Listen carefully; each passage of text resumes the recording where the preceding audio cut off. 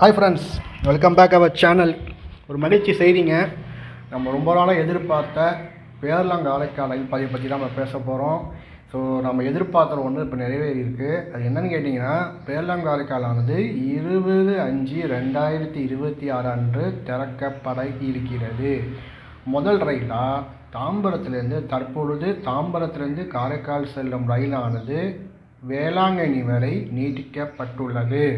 So தாம்பரத்துலேருந்து கிளம்புற வண்டி இந்த ரயில் 20ஆம் தேதி அன்னைக்கு வேளாங்கண்ணிக்கு போகுது. அதே போல் வேளாங்கண்ணியிலேருந்து மயிலாடுதுறைக்கு புதிய ரயில் சேவையானது அறிமுகப்படுத்தப்பட்டுள்ளது. அதே போல் காரைக்கால் மயிலாடுதுறைக்கு புதிய ரயில் சேவையானது அறிமுகப்படுத்தப்பட்டுள்ளது. இந்த காணொலியிலே கொடுத்துருக்கேன், பார்த்துக்கோங்க. நீங்கள் கேட்கலாம், இல்லைன்னா புதிய ரயில் சேவைன்னா ஒன்றும் இல்லை, கம்பன் வண்டி தான் வேளாங்கண்ணிக்கு போயிட்டு வேளாங்கண்ணிலேருந்து மயிலாடுதுறைக்கு வருது. அதே போல் டீ கார்டன் வண்டி காரைக்கால்லேருந்து மயிலாடுதுறைக்கு வந்துட்டு அது மயிலாடுதுறையிலேருந்து வேளாங்கண்ணிக்கு போகுது.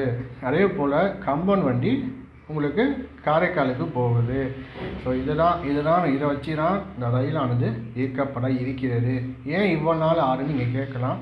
காரணம் என்னென்னு கேட்டிங்கன்னா, தற்பொழுது தாம்பரம் காரைக்கால் விரைவு ரயிலானது திருவாரூர் வழியாக செல்கிறது. ஸோ ரிசர்வேஷனுக்கு 60 நாள் வரைக்கும் 60 நாளுக்குள்ளே முடிக்கணும். ஸோ அதனால் இனி வர பீரியடில் ரிசர்வேஷன் திருநாளில் ஓப்பன் ஆகிடும்.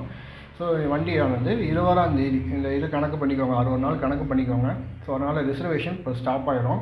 ஸ்டாப் ஆகிட்டு திருநாளில் ஓப்பன் பண்ணோம். அதே போல் 2 வண்டி மயிலாடுதுறை வர காரணமாக இப்போ 3வது நடைமேடையானது மயிலாடுதுறை 3வது பாதையானது தற்பொழுது பேலத்துடன் இணைப்பதற்கான வேலைகள் நடைபெற்று கொண்டிருக்கிறது. இது ஒரு காரணமாக இருக்கலாம். அதனால தான் கொஞ்சம் டிலே ஆச்சு. அதனால தான் 20ஆம் தேதி அன்னைக்கு பேலம் காரைக்கால் ரயில் பாதையானது மக்கள் பயன்பாட்டுக்கு வரப்போகிறது. தற்பொழுது வரை சரக்கு போக்குவரத்து இயங்கி வரும் பல பிரச்சனைகளுக்கு ஒரு முற்றுப்புள்ளி வச்சு 20/5/2026 பேரலாங் காரைக்கால் பாதை மக்கள் பயன்பாட்டுக்கு வரப்போகிற இந்த மகிழ்ச்சி செய்தி உங்களிடம் பகிர்ந்து கொள்கிறேன். உங்களுக்கு ஏதாவது சந்தேகமாக இருந்தால் மறக்காமல் கமெண்ட் பண்ணுங்கள். நான் நல்லா ஃபுல்லாக எக்ஸ்பிளைன் பண்ணுறேன்.